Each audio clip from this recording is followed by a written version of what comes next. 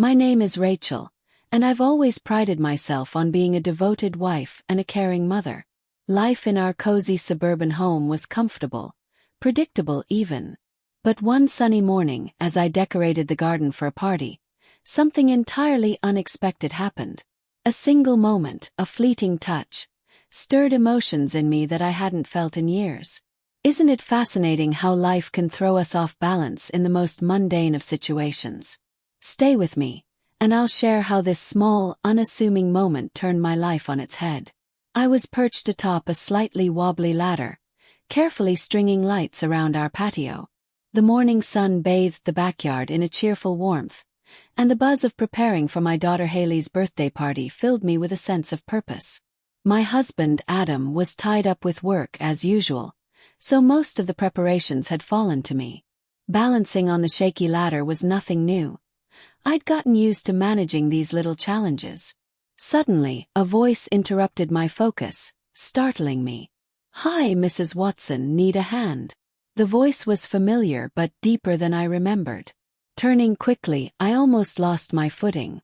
Standing below me was Michael, the son of my best friend, Amber.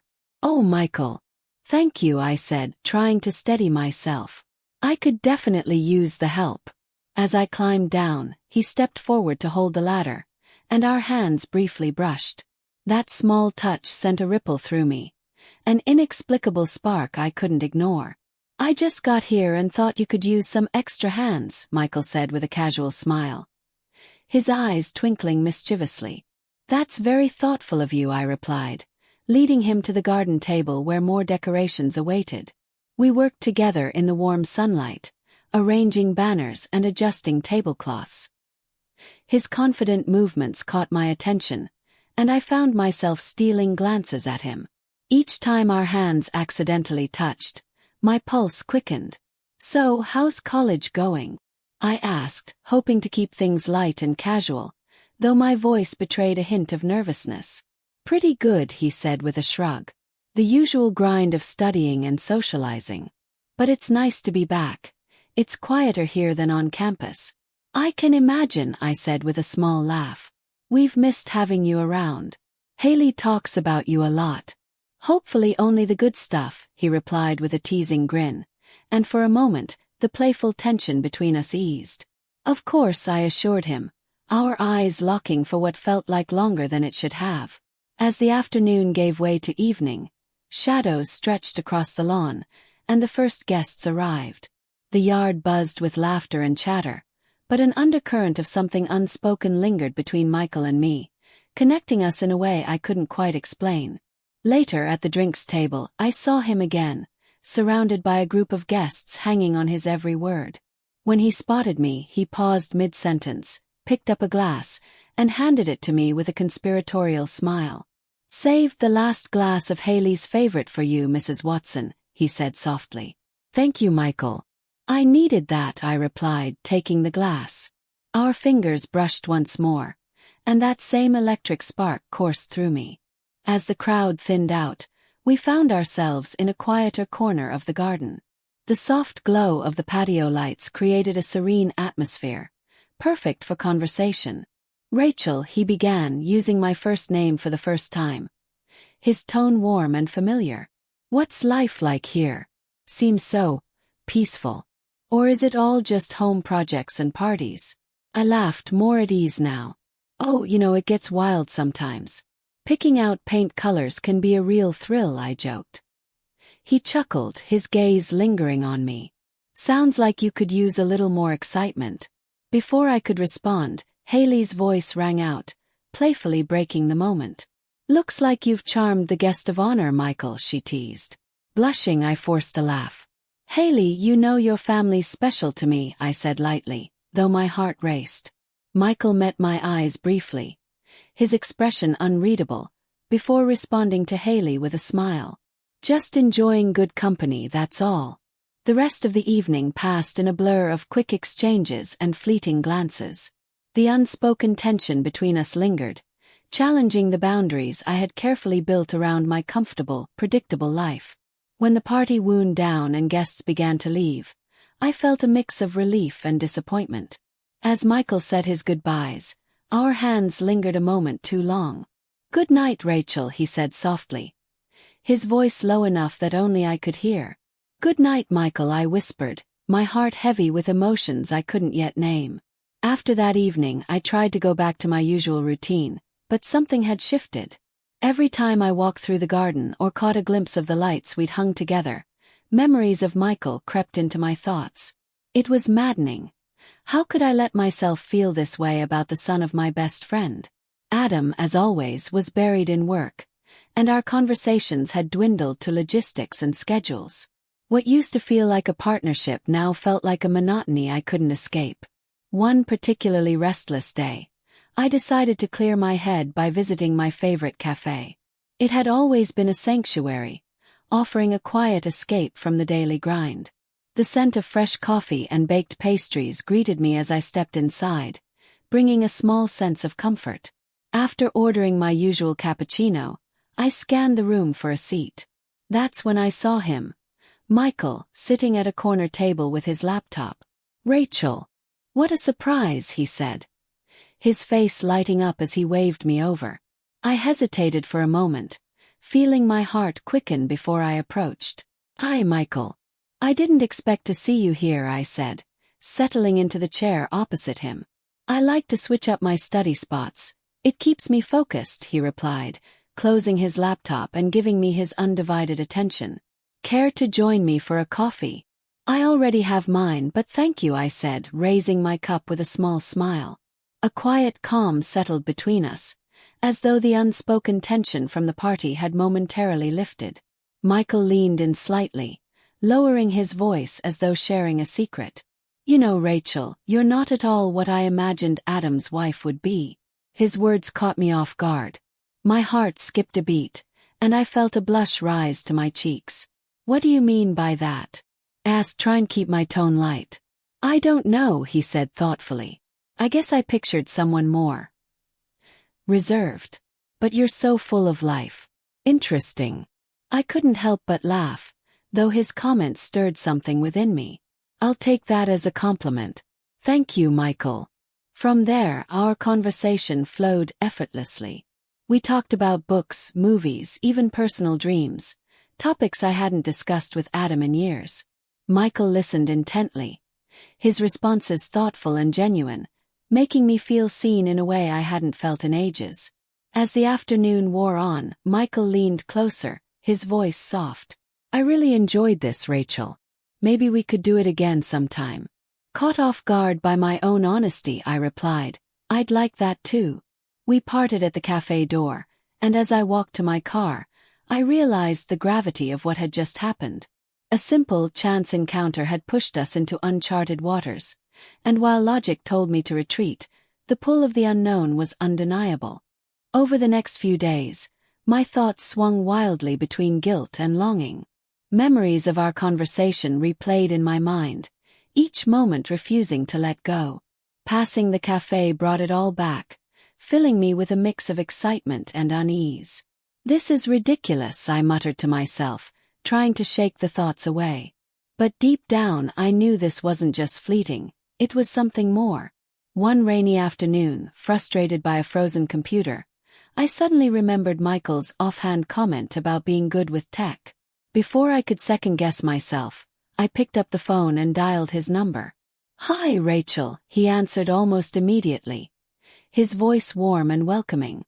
"What's up?" "Michael, I'm so sorry to bother you," I began, trying to sound casual.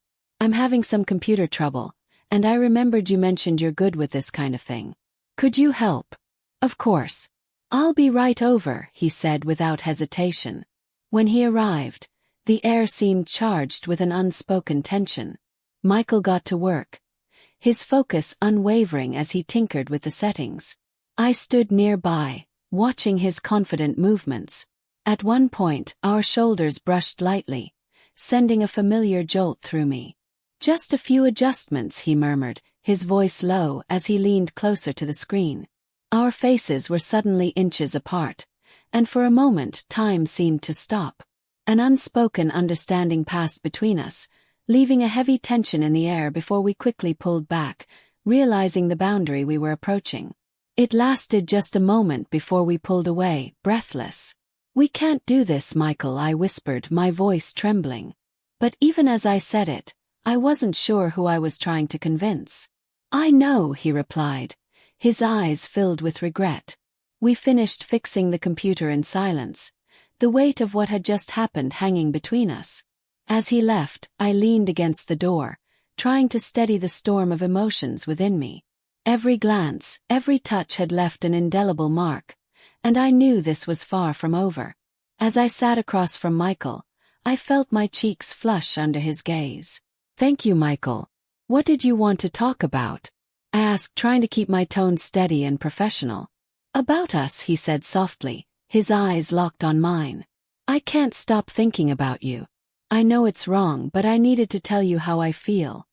His words hit me like a wave, leaving me momentarily breathless. My heart raced as I tried to make sense of the whirlwind of emotions within me. We talked openly, sharing feelings we had both been holding back. I tried to keep my distance, to hold on to reason, but each word, every glance, only drew me closer to him. As our conversation wound down, Michael suggested a walk. We left the cafe and wandered down an alley lined with blooming trees. The soft scent of lavender filled the air, adding an almost dreamlike quality to the moment. Suddenly, he stopped and gently took my hand. "I can't fight this feeling, Rachel," he said, his voice trembling with emotion. I looked into his eyes, seeing sincerity and longing reflected back at me. Without thinking, I stepped closer and kissed him. The moment carried a blend of complex emotions, uncertainty, longing, and a deep sense of connection. He took a step closer, his expression filled with emotions that mirrored my own. For a brief moment, time seemed to stop. The world around us faded, leaving only the intensity of that kiss. When we finally broke apart, our faces were still close, our breaths mingling. "Rachel," he whispered, his voice raw with emotion, "I can't hide this anymore. I want to be with you." My mind swirled with conflicting thoughts, but my heart knew the truth. "I do too, Michael," I murmured, my voice trembling with both joy and fear. We stood there for what felt like an eternity, savoring the connection, knowing that what lay ahead would not be easy. For now, though, nothing else mattered, just us and this undeniable bond. The days that followed were a blur. I couldn't stop thinking about Michael, about that kiss. We tried to stay apart, but the pull between us was impossible to ignore. Every glance, every word, every fleeting touch only seemed to strengthen our connection. One day, I received a message from him. "Rachel, can we meet at the park by the old fountain? I need to talk to you." My heart raced as I read his words, and I knew I couldn't say no. I chose a light ivory dress that always made me feel confident, its soft fabric hugging my figure in just the right way. When I arrived at the fountain, Michael was already there, waiting. He looked up as I approached, his expression a mix of tension and longing. "Rachel," he began, his voice filled with emotion, "I can't hide this anymore. I think about you constantly. Every day, every minute." I stepped closer, our hands meeting instinctively. His touch sent a familiar jolt through me. "Michael, I can't stop thinking about you either," I admitted, my voice trembling. "But we have to be careful. This could change everything." He nodded but pulled me closer, his voice barely above a whisper. "I don't care. I want to be with you no matter what." The weight of our emotions hung in the air, and we both understood how fragile this connection was. For a moment, all my fears melted away, replaced by the sheer intensity of the connection between us. After that meeting, we knew there was no turning back. We began meeting in secret, finding refuge in the quiet corners of the park or secluded spots where no one could find us. Each conversation and shared moment brought a sense of comfort and connection, though we were both aware of the boundaries we risked. One evening, as we sat on a bench under a canopy of stars, Michael took my hand. His voice was quiet but steady. "Rachel, I love you. I don't know how or why, but I do. I can't imagine my life without you in it." Tears welled in my eyes as I squeezed his hand. "I love you too, Michael," I whispered, the words heavy with both truth and the weight of our situation. That evening we held each other close, letting the quiet of the night envelop us. Our kisses were soft yet brimming with emotion, a silent promise to hold on to this fragile connection for as long as we could.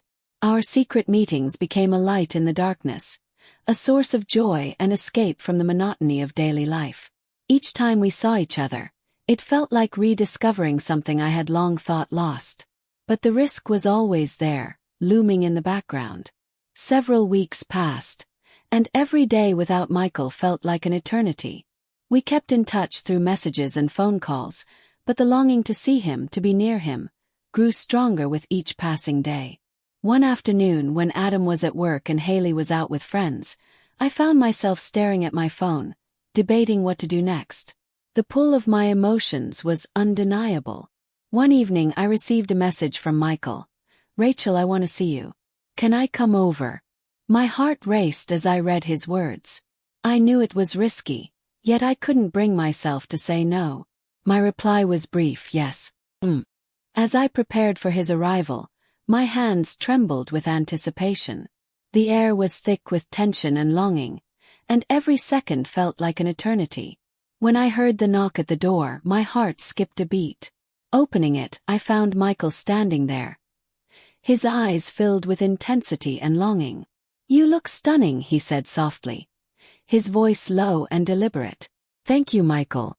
I've missed you so much," I replied, feeling the heat rise to my cheeks. We stood there for a moment, the unspoken tension between us growing unbearable. Then Michael closed the door behind him and moved closer. His lips met mine in a kiss that was both tender and urgent, his hands resting on my waist as he pulled me closer. "Rachel, I can't wait any longer," he whispered, his voice trembling with emotion. He took my hand gently, and we shared a moment of silent understanding, aware of the complicated emotions between us. "Neither can I, Michael," I replied, my voice barely audible, my knees weak with anticipation. His touch was electric, every movement deliberate yet gentle. As the moment unfolded, the world around us seemed to dissolve, leaving only the intensity of our connection. His sincerity and passion overwhelmed me, and for that fleeting time, we were entirely consumed by each other. In the days following, I was torn between euphoria and guilt. The memory of that evening with Michael lingered, a bittersweet reminder of the feelings I had rediscovered. Yet, I couldn't escape the growing weight of remorse. I had betrayed Adam, a man who had been my partner, my family. The reality of my choices became impossible to ignore. Adam had always been devoted to his work, and our relationship had quietly suffered for it. But I couldn't justify what I'd done, not even to myself. I knew I had to confront him and face the truth, no matter the outcome.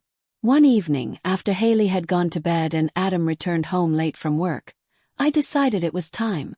I prepared a simple dinner, more for the gesture than for the food, and invited him to sit with me. "What's going on, Rachel?" he asked, his voice filled with genuine concern. I took a deep breath, trying to steady my nerves. "Adam, something's been wrong between us for a long time. We've grown apart and I've felt lost. Like I've lost us." My voice wavered, but I pressed on. "I made a terrible mistake. I was unfaithful to you, with Michael." Adam's expression shifted to one of shock and pain. His silence was deafening, and I could see him struggling to process my words. Tears welled in my eyes as I continued, my voice breaking. "I'm not making excuses, and I know I've hurt you. But I need you to understand, it wasn't about love for someone else. It was about feeling invisible, lonely, needed. We've become strangers, Adam, and I didn't know how to bridge the gap." Finally he spoke, his voice quiet but trembling. "Why, Rachel? Why him? Why anyone?" I met his gaze, tears streaming down my cheeks. "Because I felt so far away from you. You've been so focused on work, and I felt like an afterthought in your life. I needed to feel seen, cared for. Needed." Adam leaned back in his chair, his expression pained but thoughtful. The silence between us stretched, heavy with the weight of my confession. I don't know if I can forgive this, he said finally, his voice barely above a whisper. I don't expect you to, I replied, choking back a sob. But I need you to know that I love you. I always have.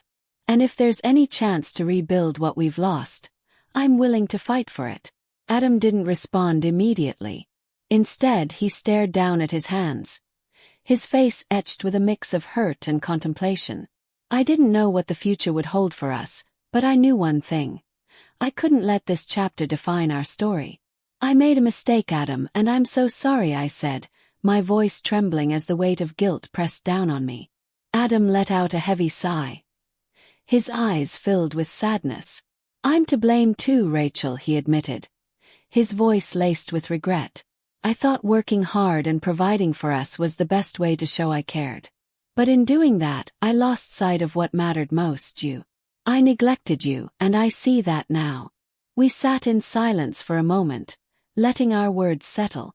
Then Adam leaned forward, taking my hands in his. His touch was gentle but firm, grounding me in that moment. We need to talk about this, really talk, he said, his voice steady. If there's a chance to fix this, I want to take it. I don't want to lose you, Rachel. I don't want to lose our family. A wave of relief washed over me, and I nodded, squeezing his hands. I don't want to lose you either, Adam. I know we have a lot to work through, but I'm ready to do whatever it takes to make this right. We decided to seek the help of a family counselor, a step that felt both daunting and hopeful. Week by week, we began unraveling the threads of miscommunication and distance that had grown between us. We opened up in ways we hadn't for years, sharing our fears, needs, and desires. Slowly but surely, the walls that had once separated us began to come down. One evening, after a particularly productive session, we sat together in the living room. The house was quiet, and the glow of a single lamp cast a warm light over the space. Adam turned to me, his eyes soft with understanding. Rachel, he began, his voice filled with sincerity, I've had time to think about everything. I understand why it happened and I forgive you. We both made mistakes, but I believe in us. I love you, and I want our family to be happy. Tears filled my eyes, but this time they weren't tears of guilt. They were tears of hope. I love you too, Adam, I whispered, my voice breaking. Thank you for forgiving me and for giving us another chance. We embraced, holding each other tightly, both of us feeling the weight of the past begin to lift. It wasn't a magical fix. Our relationship wasn't perfect overnight, but the determination to rebuild was there. We started to rediscover the little things that had once brought us joy, the quiet moments that reminded us why we had fallen in love in the first place. Months passed, and with each day we grew closer. One evening, after a long day at work, Adam surprised me by coming home with a bouquet of my favorite flowers, roses. Hi, honey, he said with a smile, handing me the bouquet. Hi, Adam, I replied, my voice catching as tears of gratitude welled up in my eyes. Thank you. This is so thoughtful. We sat together on the couch, the quiet warmth of the moment wrapping around us like a comforting blanket. Leaning into him, I felt the strength of his arms around me, and for the first time in a long while, I felt completely at peace. I'm so glad we found our way back to each other, Rachel, Adam said, his voice filled with love. You mean everything to me, and I'll do whatever it takes to keep us strong. I looked up at him, my heart full. I feel the same way, Adam. These past few months have shown me how much I love you and how important our family is. I'll always be here for you no matter what. We hugged, the embrace speaking volumes, and I felt the strength of our renewed bond. We had walked through darkness, but now we stood in the light, stronger for it. The next day we decided to spend time together as a family. We packed a picnic and headed to the park, a place that had once held painful memories for me but now symbolized a fresh start. Haley was thrilled as we played games, picked flowers, and shared laughter under the open sky. At one point, I watched Adam chase Haley across the grass, their laughter echoing in the warm afternoon air. A wave of gratitude swept over me. This, I thought, is true happiness. As the sun dipped below the horizon, we sat together on a blanket, watching the sunset. Adam wrapped his arm around me, pulling me close. "Rachel," he said softly, his voice filled with determination, "I want you to know how grateful I am for you and everything we've built. You and Haley are my world, and I'll never let us drift apart again." I looked into his eyes, my own brimming with tears. "I feel the same way, Adam. We've been through so much, but it's made us stronger. Together, I know we can face anything." We sat there, our hearts beating in unison, as the sky turned shades of pink and gold. In that moment, I knew we were starting a new chapter, one defined by love, resilience, and hope. This is a story of forgiveness, of finding strength in the face of adversity, and of rediscovering the bonds that hold a family together. It taught us to value one another and never take what we have for granted. Life would always bring challenges, but we now knew that, together, we could overcome anything.